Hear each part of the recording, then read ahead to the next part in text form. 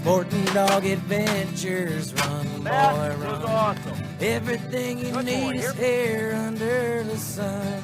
Everything you need is here under the sun.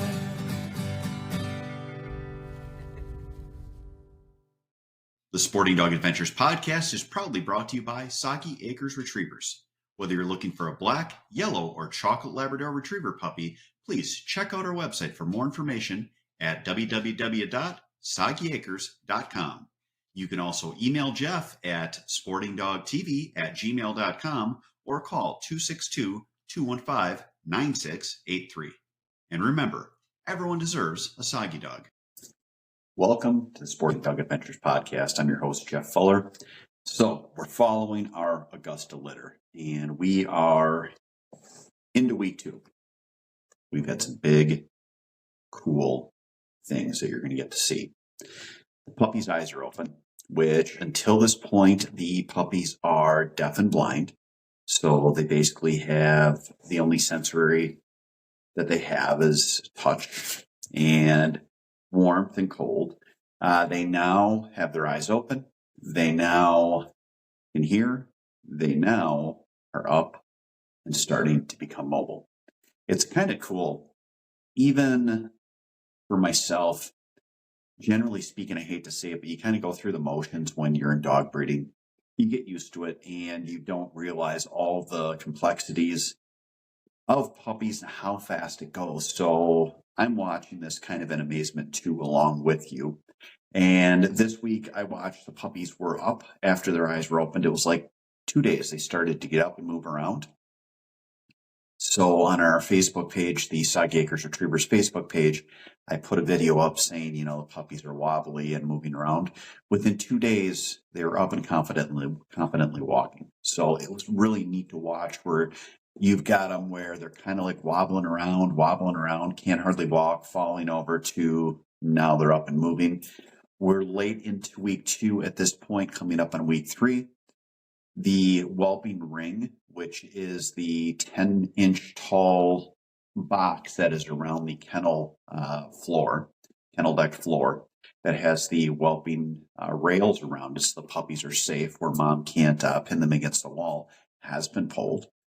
And they, today at 80 degrees, went outside, which we're going to have a video up on our Soggy Acres Retrievers Facebook page later, where the puppies are out in the outdoor kennel run. So kind of neat, kind of a fun thing to see as they are up, they're moving, they've got all these new senses that they get to use. And in the next week or so, when we get into next week, they're going to start food. So a lot of exciting things coming up in week 3. Don't want to ruin it by telling you what's coming up. But with week 2, I think this is kind of like the milestone week because of the fact that they kind of went from looking like little gargoyles, honestly, where they just grunt and lay there and don't do a whole lot, to now they're starting to look like puppies. They're up, they're moving around. They are interacting with mom, they're interacting with themselves, they're interacting with me out in the kennel. So it's fun watching them not only use these new senses, but develop personalities and grow. And grow they are. My goodness, the pups were in the whelping box. It was getting fairly tight in there because they were 10 puppies. They go from being about, a pound and a half to, I would guess now they've almost doubled in size. And if you can imagine, 10 puppies in a 4-foot by 4-foot whelping box is a lot, but now you're getting to the point where there's just, holy cow, it was getting really full. So they are out of the whelping box, they're up, they're moving around, still dependent on mom for their nutrients. They haven't started drinking water yet, but that will come likely next week. And we can give you that update in our week 3 update on the Augusta litter. Next, we're going to talk about the importance of finding a good breeder and what you should do. And then in the last part of our show, we're going to talk about hunting. And I want to address, if you have someone that is nice enough to let you come hunt with them, how it is important to help out. All that and more coming up after this.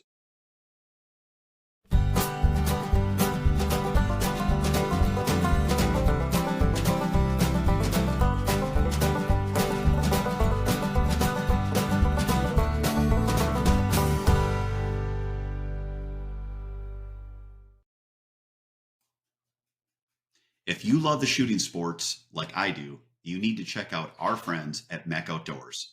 They have fantastic products, whether you're looking at shot shell or metallic reloading, or you want to get yourself a clay thrower so you can practice up for the season.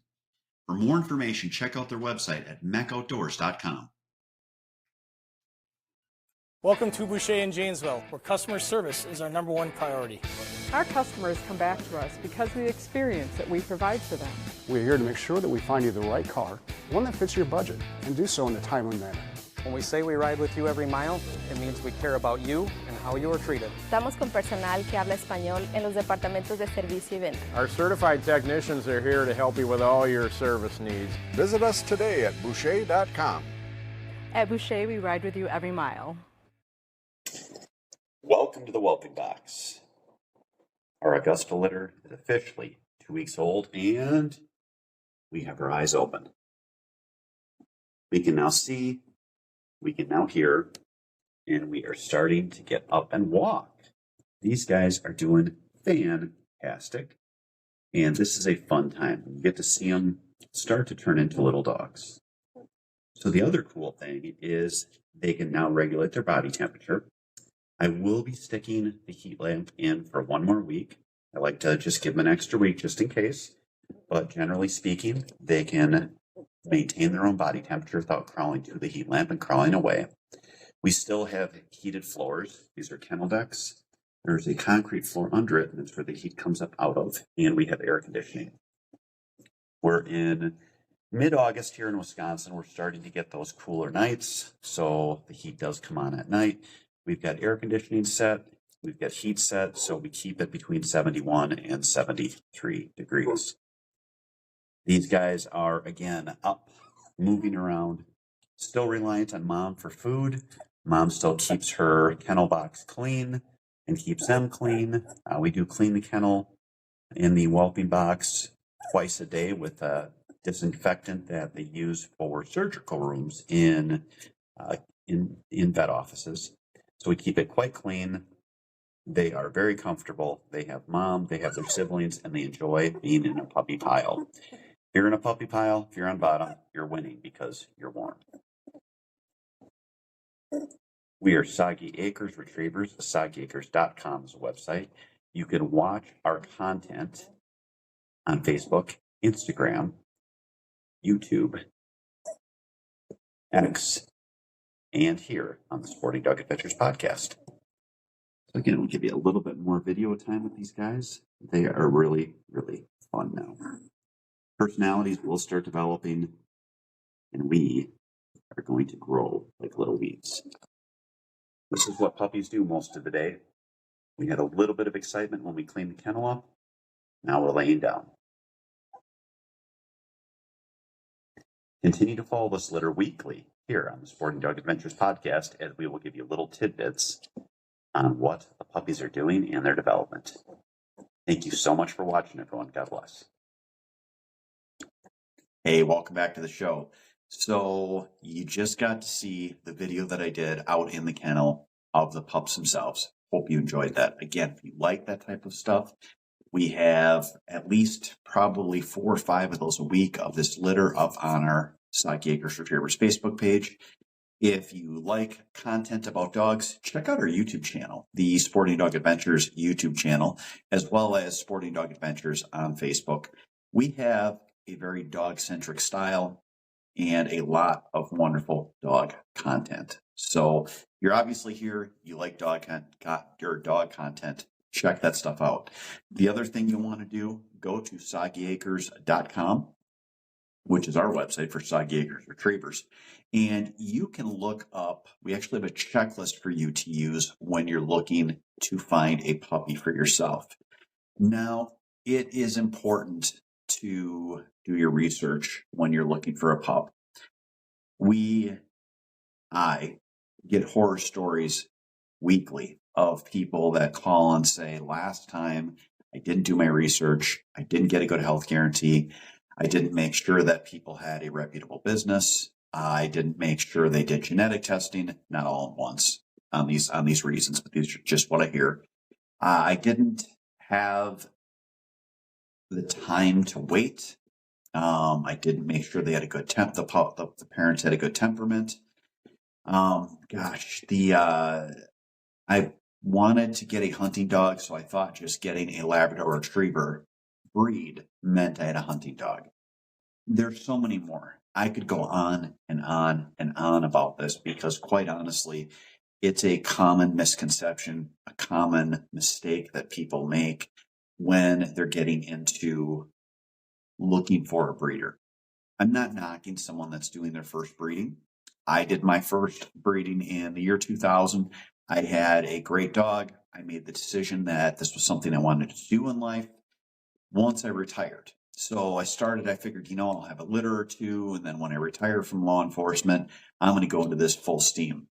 In 2005, I got in a squad accident at work. My career was over, and holy cow, full steam came fast. I found a good vet. I found a couple of mentors.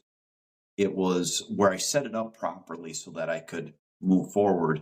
But even on our first few litters, there was a learning curve. So you want to make sure that you have someone that's running a good business, not just a kennel. There's a difference. You want to make sure that you get a good litter with a good health guarantee with great genetics. These are all the important things that you do on the front end so that you're getting what you want in your purchase.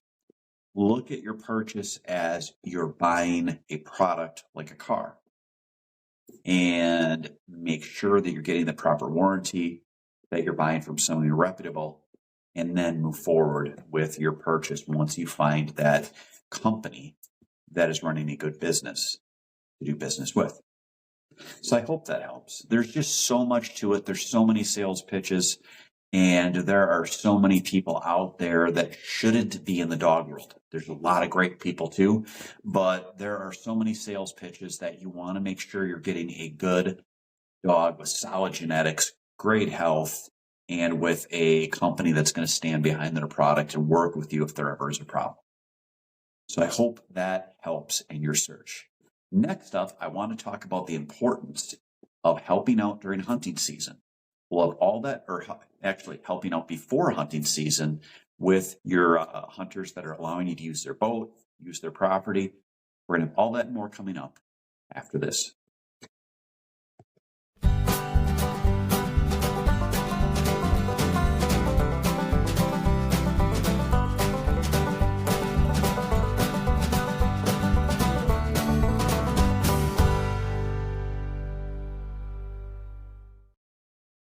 The Sporting Dog Adventures podcast is proudly brought to you by Soggy Acres Retrievers. Whether you're looking for a black, yellow, or chocolate Labrador Retriever puppy, please check out our website for more information at www.soggyacres.com. You can also email Jeff at sportingdogtv@gmail.com or call 262-215-9683. And remember, everyone deserves a Soggy dog. It's Jeff Fuller from the Sporting Dog Adventures podcast, and I need a little help. Please stop what you're doing and give us a 5-star rating. Follow us on the platform you're on. Give us a thumbs up. And above all, share our podcast with your friends and family. Our podcast will grow even more, and we can get more people involved in the sport we love with dogs in the field. Hey, welcome back to the show. So, hunting season is coming up. I always try to put out to people so that they understand how important it is to help out. I've had multiple hunting properties in the past. Now we have 2 hunting properties.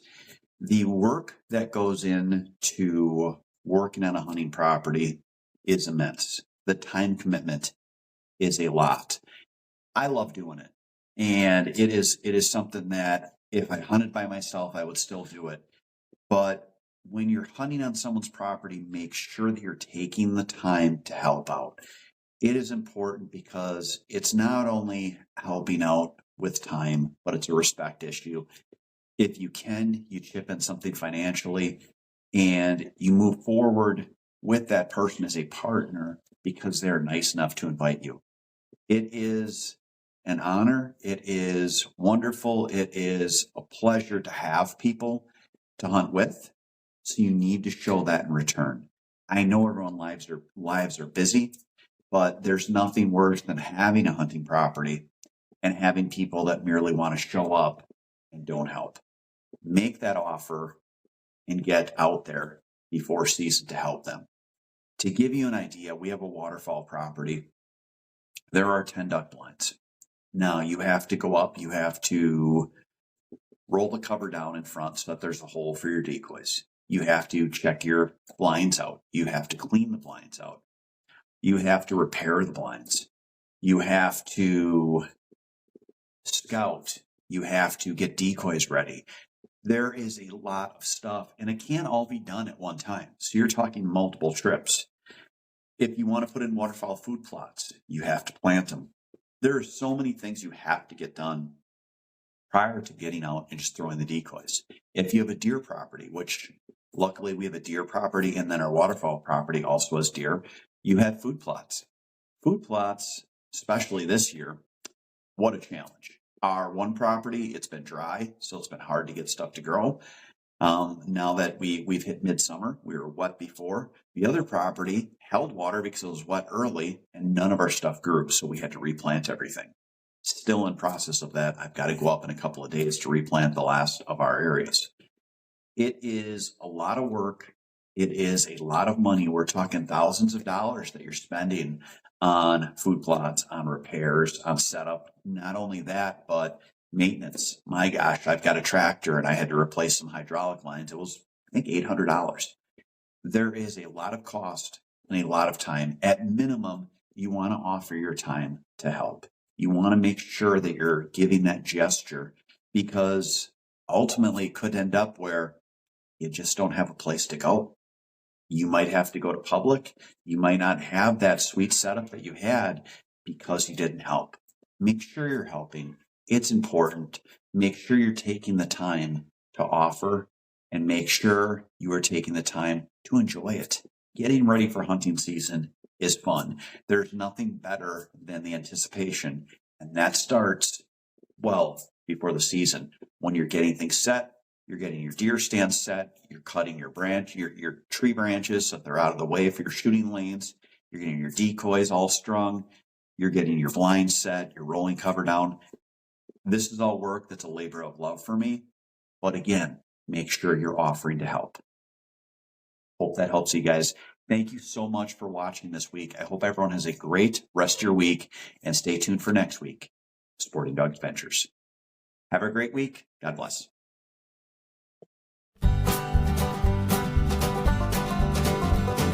Sporting Dog Adventures, run, boy, run.